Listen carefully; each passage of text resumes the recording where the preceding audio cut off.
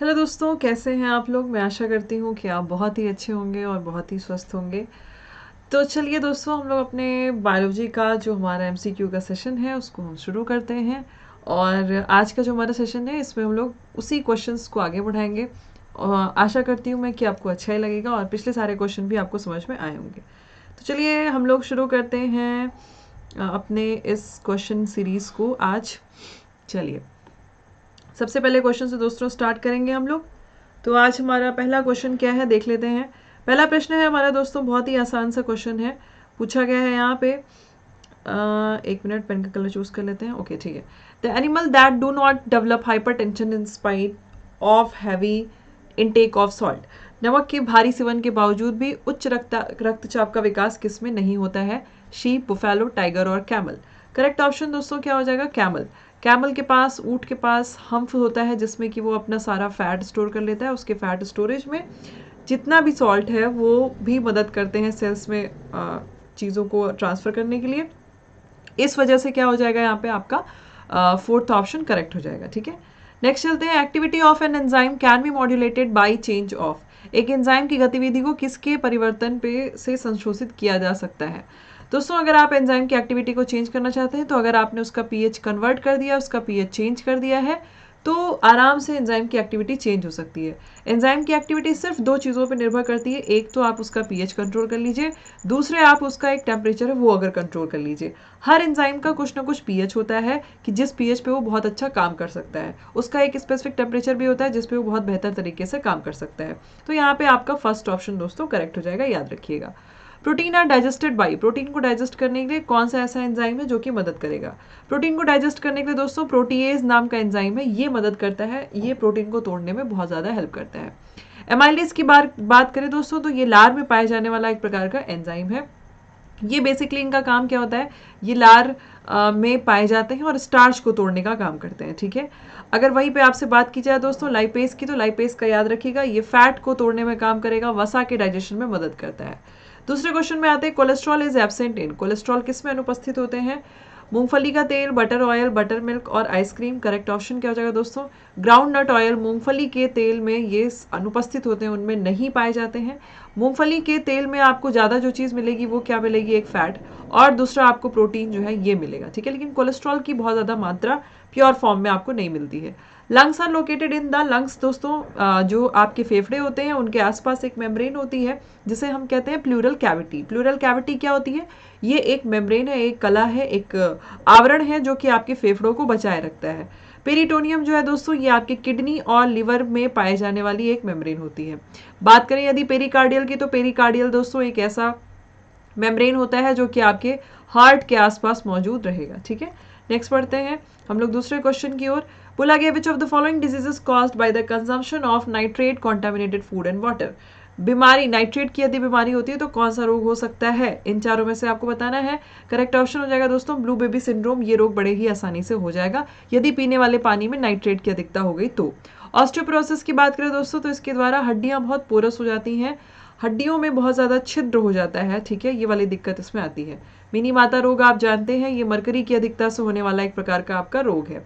Asbestosis क्या होता है दोस्तों? अगर एस्बेस्टॉस बहुत ज़्यादा चला गया, हवा में है, तो अगर आपके शरीर में चला गया तो वो प्रॉब्लम आएगी। Which one of the following is the smallest endocrine gland in human body. मानव शरीर में सबसे छोटी अंतःस्रावी ग्रंथि निम्नलिखित में से कौन सी है? सबसे छोटी अंतःस्रावी ग्रंथि यदि कोई है तो वो है पिट्यूटरी, पीयूष ग्रंथि। पीयूष ग्रंथि जो है दोस्तों मटर के दाने के आकार की होती है, आपके ब्रेन में पाई जाती है, बहुत ही छोटी होती है। एड्रिनल ग्रंथि ये एक ऐसी ग्रंथि है जो कि किडनी के ऊपर पाई जाती है, बहुत सारे हार्मोन निकालती है, जैसे कि एड्रिनलिन नाम का हार्मोन निकालेगी, एपिनेफ्रिन नाम का हार्मोन निकालेगी, और भी बहुत सारे, ग्लूकोकॉर्टिकॉइड नाम का हार्मोन निकालता है, मिनरलोकॉर्टिकॉइड नाम का हार्मोन निकालता है। ठीक है, थायराइड की बात करें दोस्तों तो ये थायरॉक्सिन नाम का हार्मोन सिक्रीट करते हैं। ठीक है, पैनक्रियाज ये इंसुलिन नाम का हार्मोन सिक्रीट करने का काम करता है। Normally animal can change the place but which animal can not change its place. तो हाइड्रा जो है ये अपना पोजीशन नहीं चेंज कर सकता है, कहीं पे अडहेर होकर रहता है ये रॉक्स के आसपास ज़्यादातर। और ये दोस्तों सोलेंट्रेटा संघ से, सोलिट्रेटा फाइलम से ये बिलोंग करते हैं। स्पॉन्ज की बात करें दोस्तों तो ये किस में, कौन से संघ से बिलोंग करते हैं, किस संघ में आते हैं, तो आप याद रखेंगे ये पॉरीफेरा संघ में आ जाते हैं। ठीक है। स्टार फिश की यदि बात की जाए दोस्तों तो ये किस में आ जाता है, आपका इकाइनोडर्मेटा की कैटेगरी में आ जाते हैं। ठीक है। बचा आपका यहाँ पे लीच। लीच आप लोग बताएंगे अगर आपने क्लासिफिकेशन पढ़ लिया है तो। डीएनए में कौन सा शुगर होता है दोस्तों, डीएनए को बनने में पेंटोज और हेक्सोज दो शुगर ऐसे होते हैं जो दोनों ही मदद करते हैं, पर उसमें ज्यादा मात्रा में पेंटोज शुगर जो है ना ये पाया जाता है। हेक्सोज ज्यादा मात्रा में आरएनए में मौजूद होते हैं। ठीक है। आनुवंशिकी टर्म किसके द्वारा दिया गया है, ये पूछा गया है दोस्तों। बेटसन नाम के साइंटिस्ट हैं जिन्होंने जेनेटिक्स टर्म दिया है। टीएच मॉर्गन किस लिए फेमस है, ये उत्परिवर्तन के लिए फेमस है। इन्होंने टीएच मॉर्गन ने लिंकेज नाम का एक्सपेरिमेंट किया है। थियरी ऑफ म्यूटेशन तो ह्यूगो डिवेरिस के द्वारा दिया गया है। मेंडल, इन्होंने जेनेटिक्स पे पूरा काम किया है। इन्होंने बताया था कि आनुवंशिकी को कैसे प्रूफ कर सकते हैं। इन्होंने मटर के पौधे को लिया था, उसमें सारी चीज़ें इन्होंने एक्सपेरिमेंट करके बताई थी। जोहानसन जो है ये जाने जाते हैं किस लिए, ये जाने जाते हैं इन्होंने सबसे पहले जीन टर्म जो है ना वो दिया था। ठीक है। मैक्सिमम बायोलॉजिकल डैमेज किसके द्वारा हो सकता है दोस्तों, सबसे ज़्यादा बायोलॉजिकल डैमेज आपका गामा रेस की वजह से हो सकता है, क्योंकि ये बहुत ज़्यादा पेनिट्रेटिंग होती है, बहुत तेज़ी से पेनिट्रेट करता है, इस वजह से हम लोग उसको थेरेपी में भी यूज़ करते हैं। विच protein sugar is present in milk, दूध में कौन सा शर्करा का युग्म मौजूद होता है, तो करेक्ट ऑप्शन दोस्तों क्या हो जाएगा, केसीन और लैक्टोज, ये मौजूद होता है दूध में पाए जाने वाला एक प्रकार का आपका प्रोटीन है। सैप्रोफाइट का मतलब क्या होता है, यहाँ पूछा गया दोस्तों। सैप्रोफाइट का मतलब होता है मृतोपजीवी। मृतोपजीवी से आप क्या समझेंगे, मृतोपजीवी का मतलब हो गया कि अगर कोई भी जीव किसी मरे हुए जीव के ऊपर बैठ करके अपना न्यूट्रिशन ले रहा है तो वो मृतोपजीवी कहलाते हैं। ठीक है। तो वही यहाँ पे डेफिनेशन पूछा हुआ था इसका। आयोडीन सोल्यूशन को आप टेस्ट करने के लिए क्या, आयोडीन सोल्यूशन से आप क्या चीज़ का टेस्ट कर सकते हैं दोस्तों, स्टार्च का आप पता लगा सकते हैं। अगर किसी चीज़ में स्टार्च है और आप उसमें आयोडीन सोल्यूशन डाल दिए तो वो डार्क ब्लू कलर देगा। ठीक है। और बात रही आयोडीन बनाने की तो दोस्तों हम पोटेशियम आयोडाइड प्लस NaCl ये दोनों मिला करके आयोडीन का सोल्यूशन बना लेते हैं। Production of alcohol from organic compound by microorganism is known as, सूक्ष्म जीवों द्वारा कार्बनिक यौगिक से शराब के उत्पादन को हम क्या कहते हैं, एरोबिक रेस्पिरेशन ये जाना जाता है। ठीक है। ये अवायवीय श्वसन जो है ना आपका जाना जाता है। जब भी हम एल्कोहल का प्रोडक्शन करें और उसमें हम लोग ऑर्गेनिक कंपाउंड का यूज कर रहे हैं और माइक्रो ऑर्गेनिज्म भी उसमें इन्वॉल्व है तो वहाँ पे अवायवीय श्वसन हो रहा है, यानी कि वहाँ के बैक्टीरिया को ऑक्सीजन नहीं मिल रहा है, फिर भी वो श्वसन प्रक्रिया कंप्लीट कर रहे हैं और उसी वजह से अल्कोहल का प्रोडक्शन, अल्कोहल जो है ना वो बन पा रहा है। ऑडोंटोलॉजी में हम किसके बारे में पढ़ते हैं दोस्तों, हम ऑडोंटोलॉजी में दांत के बारे में पढ़ते हैं, क्लियर रहिएगा इसको। अगर हड्डियों के बारे में पूछा जाए तो इसमें हम ऑस्टियोलॉजी में हड्डियों के बारे में पढ़ते हैं। ठीक है। नेक्स्ट है biodegradable waste can usually converted into useful substance with the help of, biodegradable चीज़ों को कैसे तोड़ा जा सकता है दोस्तों, तो बायोडिग्रेडेबल चीज़ का मतलब हो गया जिसको बैक्टीरिया तोड़ सके, जिसको जीवाणु तोड़ सके, वही बायोडिग्रेडेबल होता है। ठीक है। इनके बारे में और भी पूछा जाता है। सबसे पहले कौन से साइंटिस्ट हैं जिन्होंने बताया है, तो एंटोनी वॉन लुवेनहॉग नाम के साइंटिस्ट हैं जिन्होंने जीवाणु को सबसे पहले इनका डेफिनेशन दिया था। ठीक है। और दूसरी बात दोस्तों, जीवाणुओं को हम कौन से किंगडम में रखते हैं, तो याद रखिएगा कौन से जगत में रखते हैं, तो मोनेरा जगत में हम लोग इसको रखते हैं। बाकी तो बहुत सारे क्वेश्चन किए जाते हैं लेकिन सभी को हम लोग डिस्कस नहीं कर सकते।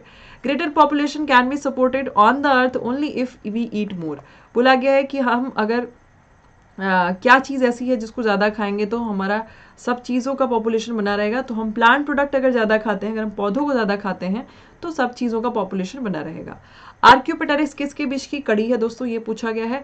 आर्क्योपेटेरिक्स सरीसृप और चिड़िया के बीच की कड़ी होती है। सरीसृप मतलब समझते हैं ना, जो जानवर रेंग के चलते हैं, और प्लस चिड़िया, तो इन दोनों के बीच की ये कड़ी है। क्यों, क्योंकि चिड़िया की तरह इनके पास पंख हुआ करते थे और पंखों के बाद इनके पास पूंछ भी थी और जो है ना उनके चोंच के अंदर दांत हुआ करता था। तो इनके पास ऐसे भी गुण थे जो एक सरीसृप के पास होने चाहिए, इनके पास ऐसे भी गुण थे जो कि एक चिड़िया के पास होने चाहिए। इस वजह से हम इसको आर्क्योपेटेरिक्स को दोनों के बीच की कड़ी कहते हैं। Which of the following vertebrate lack exoskeleton, किसके पास कशेरुक दंड नहीं, कौन सा ऐसा कशेरुक है जिसके पास बाह्य कंकाल नहीं होता है। एक्सोस्केलेटन का मतलब हो गया कि जिसके पास बाह्य कंकाल नहीं होता है, वो आपको सेलेक्ट करना है। दोस्तों ये एक ऐसा जंतु है जिसके पास बाह्य कंकाल नहीं होता है।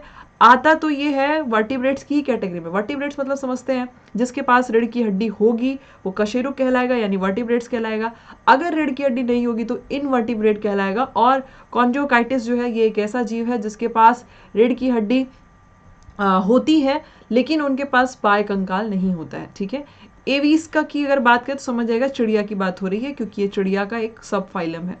मैमेलियन मतलब स्तनधारी, स्तनधारी का मतलब जो अपने बच्चे पैदा करते हैं, बच्चों को दूध पिलाते हैं। एम्फीबियन मतलब जो थल पे भी रहे और जल पे भी रहे। ठीक है, दूसरा क्वेश्चन पूछा गया हमारे शरीर में सबसे कम कौन सी कोशिकाएं बनती है? मस्तिष्क की कोशिकाएं, हमारे ब्रेन की सेल सबसे कम हमारे शरीर में बनती है। ठीक है, ये याद रखिएगा। विच एनिमल में suffer from foot and mouth disease? मुंह पका और खुर पका रोग से कौन पीड़ित हो सकता है? मवेशी और भेड़ जो है दोस्तों ये मुंह पका और खुर पका रोग से आराम से पीड़ित हो जाते हैं। किसी मरीज की जैविक मृत्यु को आप कब कहेंगे कि वो जैविक मृत्यु है? दोस्तों अगर किसी का ब्रेन खत्म हो गया, ब्रेन काम करना बंद कर दिया, तभी वो आदमी मरा हुआ कहलाएगा। हृदय हार्ट बीट एक बार रुक भी जाती है तो लोग, अगर ब्रेन काम करता रहता है तो हम लोग उसको शॉक देकर के, इलेक्ट्रिक शॉक देकर के बचा सकते हैं। पर अगर हृदय काम नहीं करता है तो अगर मस्तिष्क काम नहीं करता है तो हम कुछ भी करके नहीं बचा सकते, क्योंकि सारा मैसेज ब्रेन से ही जाना होता है पूरे बॉडी को क्या कैसे काम करना है। तो ब्रेन डेड तो इंसान dead. Which drug is cure to hypertension? उच्च रक्तचाप को बढ़ाने के लिए कौन सी दवा यूज की जाती है? हाइड्रोलिजीन से हाई बीपी कंट्रोल होता है। Bacterial disease are found in? जीवाणु रोग किस में ज्यादा पाए जाते हैं दोस्तों? सभी में, पौधों में भी, पशु में भी, मनुष्य में भी, सब में बैक्टीरियल डिजीज आराम से हो जाता है। एस्ट्रोजन और progesterone control and stimulate the growth in? Estrogen और प्रोजेस्टेरॉन से किस चीज का ग्रोथ कंट्रोल होता है? करेक्ट ऑप्शन दोस्तों ये महिलाओं में पाए जाने वाला हार्मोन है और ये मैमरी ग्लैंड को, स्तन ग्रंथियों को ये एक्टिवेट करने का काम करते हैं। ठीक है, तो मैमरी ग्लैंड एक्टिव रहेगी तभी माँ अपने बच्चे को दूध पिला सकती है। Which of these is produce by a mould? Mould मतलब जानते हैं जो ब्रेड में काला वाला फंगस लगता है, उसकी बात हो रही है, यहाँ पे हिंदी गड़बड़ दी हुई है। उसके द्वारा क्या ऐसा है जिसको हम आइसोलेट कर सकते हैं? तो पेनिसिलिन।